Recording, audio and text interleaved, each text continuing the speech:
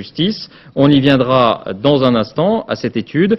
D'abord, on va parler de ce procès sans précédent, on l'a déjà beaucoup dit, qui s'est ouvert aujourd'hui à Lyon, car c'est la 3e fois que Patrick Dils affronte la cour d'assises pour le meurtre de 2 enfants tués à coups de pierre il y a plus de 15 ans. Le premier procès avait eu lieu en 89, le deuxième après une demande de révision en 2001, et grâce à la nouvelle loi sur l'appel en cour d'assises, Patrick Dils peut à nouveau tenter de s'expliquer. Sur place, première journée d'audience, Dominique Verdaillan, Fanny Auvergne.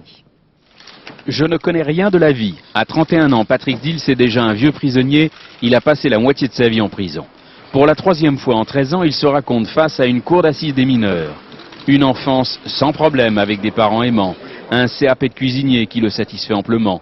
Patrick Dils parle avec abondance. Il se reconnaît naïf, trop gentil. Mais ce 3e procès est public, alors ses avocats en veulent plus. Tout doit être dit, même le pire. Dils avoue avoir été violé en prison. J'ai l'impression d'être sale, dit-il. Il n'a plus rien à cacher, plus rien à perdre. Il est mordant, répond du tac au tac aux avocats des parties civiles, avec la bénédiction de ses conseils. On l'a senti à une ou deux reprises un peu agressif. Ben, c'est bien.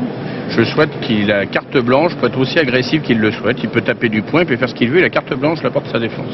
Cette publicité des débats a-t-elle libéré la parole de Patrick Dils? Tous ceux qui étaient présents au second procès à Reims le reconnaissent. Mais question, cette apparente décontraction et cette pugnacité seront-elles toujours présentes lors de l'examen des faits?